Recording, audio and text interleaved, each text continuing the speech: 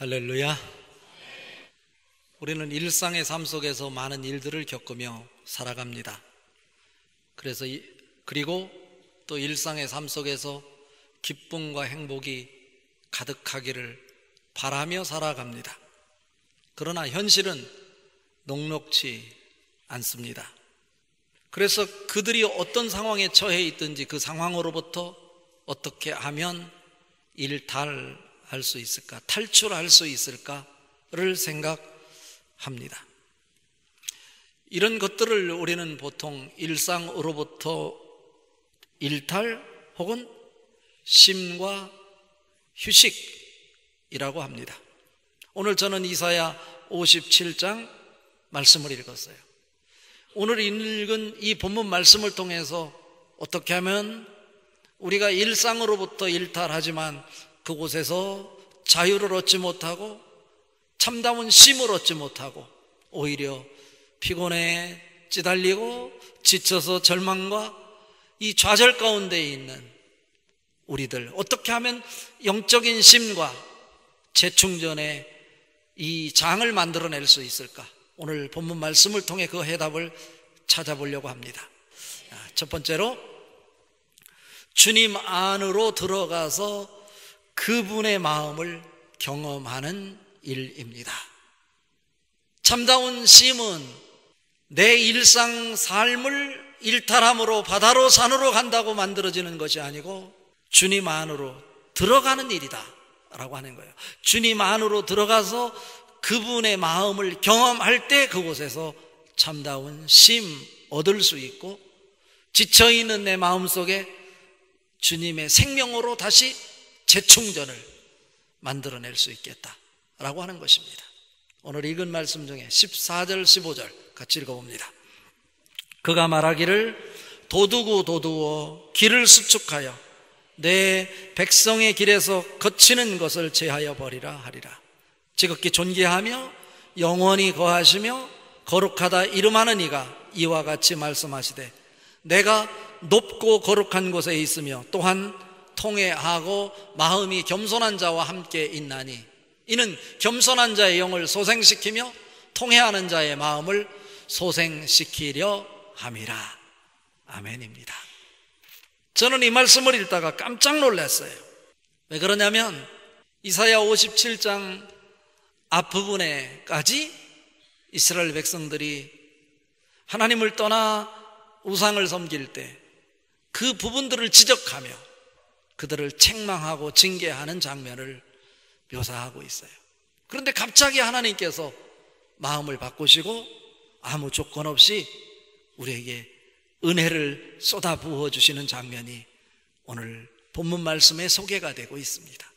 그것은 왜 그러냐면 지치고 피곤해 일타로부터 탈출을 통해서 쉼을 얻고자 하는 우리들, 그것으로 안 된다.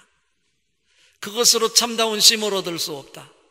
너에게 참다운 쉼이 무엇인지를 내가 만들어주겠다 하시는 하나님의 전적인 은혜예요. 뭐라고 말씀하고 있냐면 길을 도두고 도두라 말씀하세요. 지치고 힘들어 일상으로부터 탈출하여 바다로 산으로 또 다른 방식으로 쉼을 찾고자 방황하는 우리 인간들 모습을 보면서 그들이 참다운 영적 쉼을 얻기 위해서는 나에게로 돌아와야 될 터인데, 그들이 불편하지 않도록, 그들이 하나님에게 돌아오는데 장애가 되지 않도록 길들을 도두고 도두라는 거예요.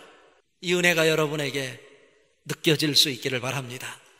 우리의 세밀한 부분까지도 관심을 가지시고 길을 준비하시는 하나님의 은혜가 오늘 말씀에서 소개가 되고 있어요.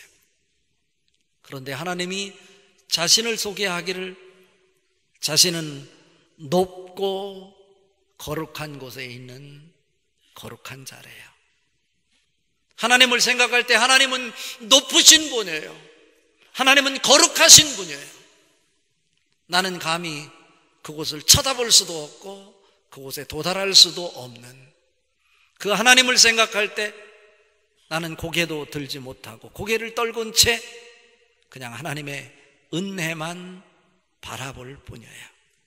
내가 할 수 있는 것 아무것도 없는데 하나님 우리를 향해서 조건 없이 은혜를 베풀어 주시는데, 그들이 나를 쳐다볼 수도 없고 거룩한 자리에 올 수도 없는 자이지만 그들이 돌아왔으면 좋겠다. 길을 준비하라. 도두어라. 웅덩이가 없도록, 패어진 부분이 없도록 도두어 수축하여 그들이 마음 놓고 나에게로 돌아올 수 있도록 이렇게 준비하는 작업이 오늘 말씀을 통해 소개가 되고 있어요.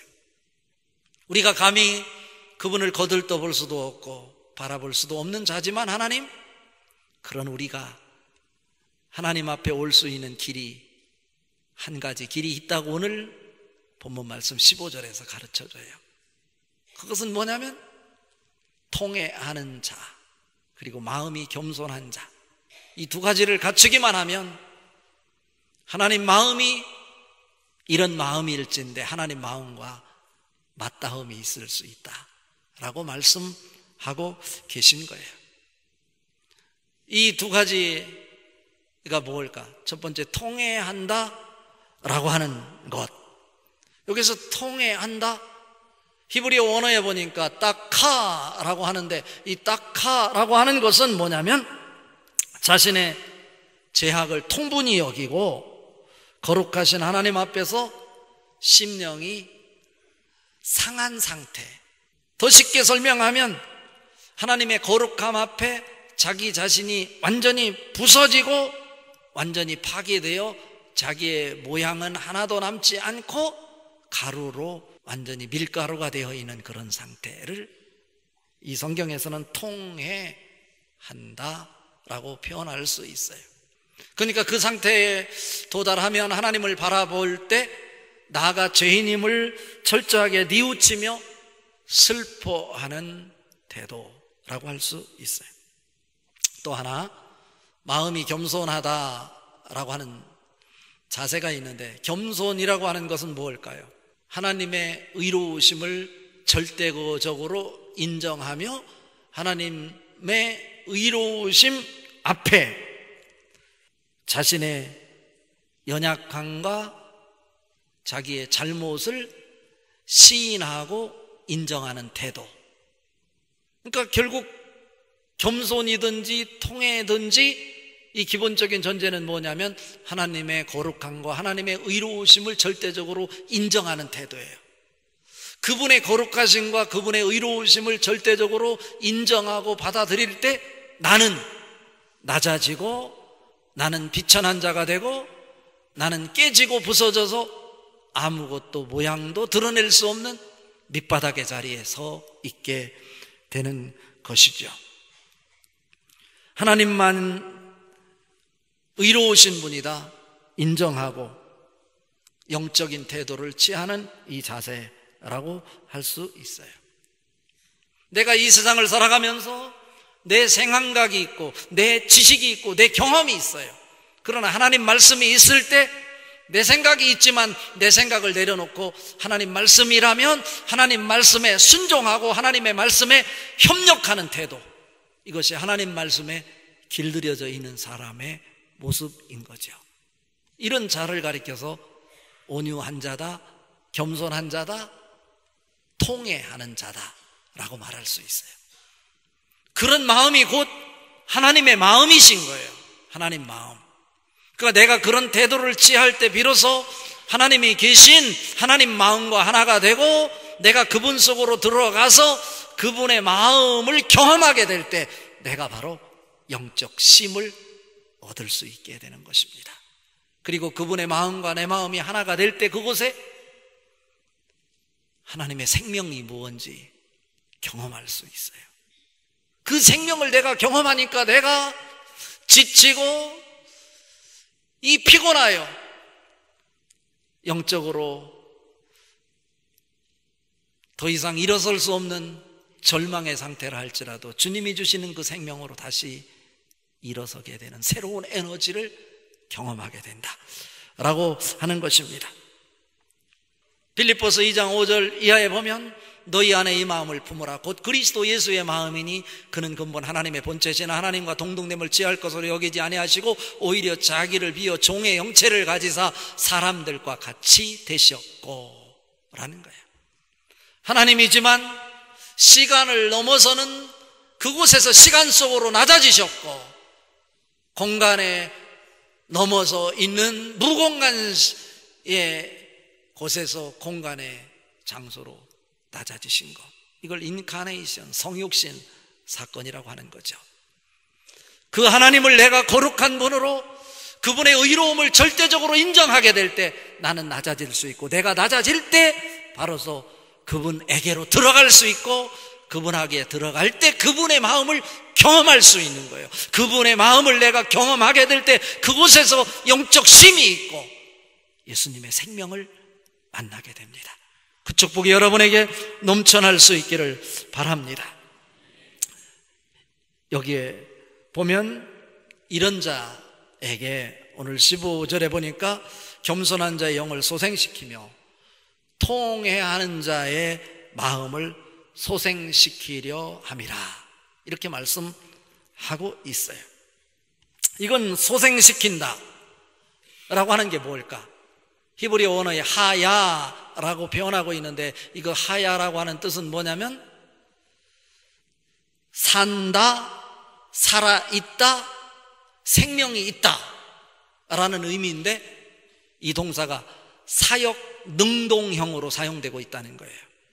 내가 겸손한 태도로 통회하는 마음으로 그분 속에 들어가서 그분의 마음을 경험하게 될 때 우리는 무엇을 얻을 수 있냐면, 그분이 사역을 함으로 능동적으로 우리에게 무엇을 주냐면 살게 하고 살아있게 하고 생명이 있게 하신다라고 하는 거예요. 이것을 소생한다고 하는 거죠. 재충전의 의미가 아닐까요? 내가 갖춰야 될 게 두 가지가 있어요. 하나는 통회하는 마음이에요. 하나는 온유와 겸손의 마음이에요.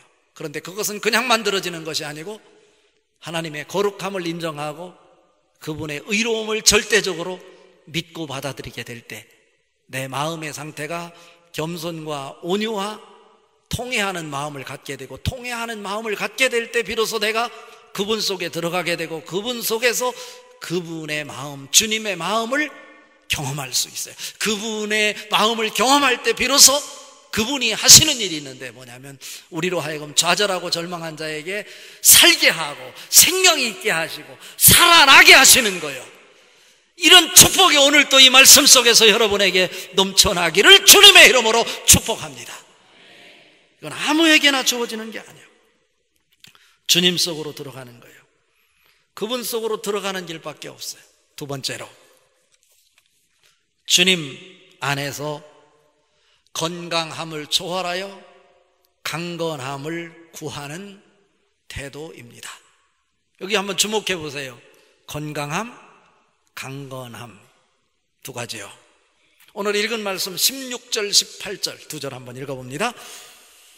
내가 영원히 다투지 아니하며 내가 끊임없이 노하지 아니할 것은 내가 지은 그의 영과 혼이 내 앞에서 피곤할까 함이라. 내가 그의 길을 보았은즉 그를 고쳐줄 것이라. 그를 인도하며 그와 그를 슬퍼하는 자들에게 위로를 다시 얻게 하리라. 감격이에요. 감동이에요. 이스라엘 백성들이 행하는 모습을 볼 때 하나님을 떠나서요 자기 방식으로 여전히 걸어가고 있는데 그들을 그냥 내버려둘 수 없었어요. 지금 하나님 말씀하세요. 내가 영원히 다투지 아니하며 내가 끊임없이 노하지 아니할 것은, 다툰다는 것은 무엇을 얘기하냐면 법정에서 다툰다라고 할 때 다투는 거예요. 판사가 피고인 앞에서 왜 그런 일을 저질러느냐고 책망하는 거예요. 다투는 거예요. 하나님이 우리를 바라볼 때 다툴 일이 한두 가지가 아니에요. 사사건건 하나님이 우리의 일거수일투족을 다투실 수 있어요. 그런데 중단하시겠대요. 다투는 것을. 하나님의 자녀라고 하는 것 하나만 보고 지금 다툴 것을 다투지 않고 노하실 것을 노하지 않고 우리를 고쳐주시겠대요. 그 은혜가 여러분에게 넘쳐날 수 있기를 바랍니다.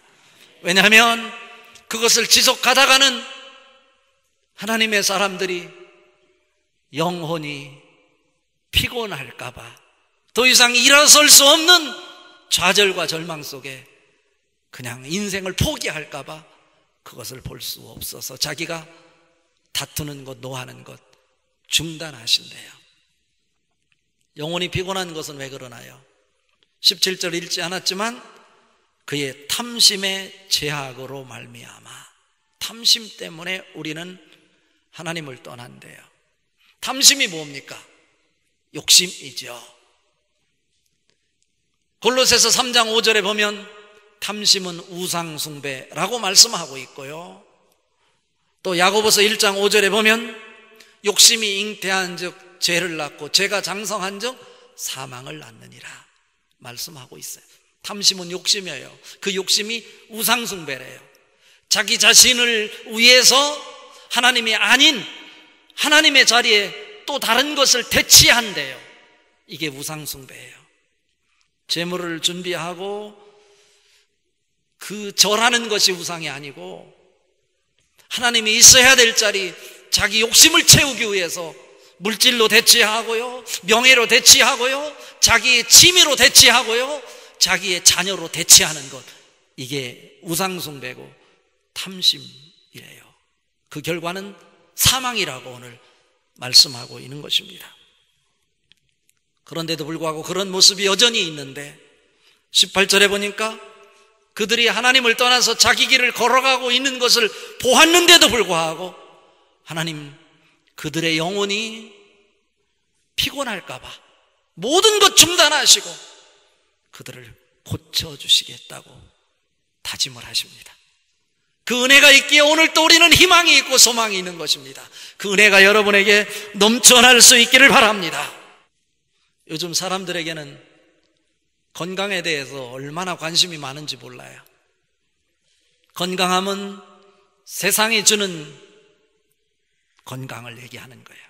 그러나 내가 건강할 수 없지만, 약을 먹을 수 없지만, 보약을 먹을 수 없는 형편이지만 하나님의 은혜로 강건하게 될 줄로 믿습니다. 세상의 논리는 건강함이지만 우리는 하나님의 은혜로 강건할 수 있다. 하나님의 만져주심과 고쳐주심이 오늘 또 말씀을 통해 경험될 수 있기를 바랍니다. 그럴 때 우리는 돈이 없지만 맛있는 음식을 내가 사 먹을 수 있는 형편은 아니지만 하나님의 은혜로 강건할 수 있어요. 건강함이 아닌 강건한 축복이 여러분에게 넘쳐날 수 있기를 바랍니다. 마태복음 11장 28절에서 30절까지 서두에서도 말씀드렸는데요, 수고하고 무거운 짐진 자들아 다 내게로 오라. 내가 너희를 쉬게 하리라. 나는 마음이 온유하고 겸손하니 나의 멍에를 메고 내게 배우라. 그리하면 너희 마음이 쉼을 얻으리니 이는 내 멍에는 쉽고 내 짐은 가벼움이라 하심이라. 이 은혜가 여러분에게 넘쳐나기를 바랍니다. 그런데 보세요, 저는 이 말씀을 묵상하다가 또 깜짝 놀랐어요. 이상하다. 예수님이 십자가를 짊어지고 가는데 십자가가 가볍대요. 십자가가 가벼운가요? 어때요 여러분? 예수님 십자가 가볍지 않았어요. 너무나 무거워서 버거워서 힘들어서 골고다 언덕에 올라가면서도 쓰러지고 넘어지고 자빠지고요, 그럴 때마다 로마 병정이 채찍질로 예수님의 등을 내리치셨어요. 그걸 지켜보고 있던 많은 군중들이 가슴에 아픔을 느끼고 눈물을 흘릴 수밖에 없었어. 예수님이 더 이상 짊어질 수 없을 때 구레네에서 온 시몬이 예수님의 십자가를 대신 짊어지시고 가셨어요. 그런데 예수님, 이 십자가가 가볍다고 오늘 말씀하세요. 그 이유가 어디 있을까? 오늘 본문 말씀과 연관해서 나는 마음이 온유하고 겸손하니, 예수님의 마음이 온유하고 겸손하니 그 십자가가 무겁지만 무거운 것이 아니고 가벼움으로 질 수 있다라고 하는 말씀이에요. 이 시간 약을 먹고 있는 사람, 질병에 걸려 있는 사람, 나사렛 예수의 이름으로 명하노니 강건할지어다. 강건할지어다. 이 강건함의 축복이 여러분에게 넘쳐날 수 있기를 바랍니다. 결론입니다. 거룩한 자리, 곧 일상의 삶이 성전이 되게 하라는 말씀입니다. 오늘 읽은 말씀 19절 말씀 같이 읽어봅니다. 입술의 열매를 창조하는 자 여호와가 말하노라. 먼데 있는 자에게든지 가까운 데 있는 자에게든지 평강이 있을지어다. 평강이 있을지어다. 내가 그를 고치리라 하셨느니라. 이 말씀 자체가 치유예요. 영적 심여예요. 은혜예요. 우리는 감히 하나님 앞에 고개를 들 수도 없는 사람인데, 하나님, 지금요 바벨론의 포로로 잡혀가서 70년 동안 고통을 당할 사람들 생각하시고, 아수르의 이방 나라에 의해서 짓밟혀 피를 더럽히고, 그래서 이스라엘의 정통성을 상실해 아픔을 경험해야 될 그들도 염두에 두시고, 예루살렘에 여전히 남은 사람들을 가슴에 담으시고 오늘 말씀하시는 거예요. 내세울 것 없지만 예수 믿는 것, 그것 하나 때문에 하나님의 자녀가 된 사람들, 그 하나님 말씀대로 살지도 못하는 사람이지만 그 사람들이 먼데 있는 자에게든지 가까이 있는 자에게든지 그들에게 평강이 있을지어다. 평강이 있을지어다. 샬롬을 선포하고 계신 것입니다. 여러분, 그 은혜가 오늘 또 샬롬의 은혜로 넘쳐날 수 있기를 바랍니다. 그들이 어디에 있든지 내가 그를 치료하리라. 그를 치료하리라. 이 치료가 여러분에게 경험될 수 있기를 바랍니다. 어디에서 가능한가요? 하나님이 계신 하나님의 집에서, 먼데 있는 자에게든지 가까이 있는 자에게든지 하나님을 만나는 자에게, 하나님이 있는 자에게 평강이 있고 치료가 있대요. 고침이 있다는 거예요. 여러분, 여행을 다녀보지만 여행을 갔다가 그곳에서 생활하는 것이 불편하잖아요. 좋은 것, 아름다운 경치를 많이 보지만 여행은 힘든 거예요. 그런데 어떤 때 편안함을 느끼나요? 여행을 마치고 자기 집에 돌아왔을 때, 야, 우리 집이 자랑할 것 없고 내세울 것 없는 초라한 집이지만 그래도 내 집이 천국이다, 이런 생각하잖아요. 마찬가지인 거예요. 하나님이 계신 하나님의 집에서 여러분 샬롬을 경험할 수 있기를 바랍니다. 평안을 누릴 수 있기를 바랍니다. 1차적으로는 내가 하나님을 모시는 하나님의 성전이 되기를 바라고, 성령님이 계시는 영혼의 집을 여러분 마음속에서 지키를 바라고, 하나님이 계신 예배의 자리에서 평강을 누리시기를 바랍니다. 기도의 자리, 말씀의 자리에서 평안을 누리시기를 바랍니다. 세상 사람들이 말하는 것, 세상 사람들이 준비하는 자리가 좋은 것 같지만 그곳에서는 평안이 없다고 오늘 말씀합니다. 오늘 마지막 21절에 말하잖아요. 악인에게는 평강이 없다고요. 세상이 주는 자리는 평강이 없지만 하나님이 준비하시고 하나님이 계신 예배의 자리는 평강이 있어요. 이것이 바로 참 안식 아닐까요? 영적 심이 아닐까요?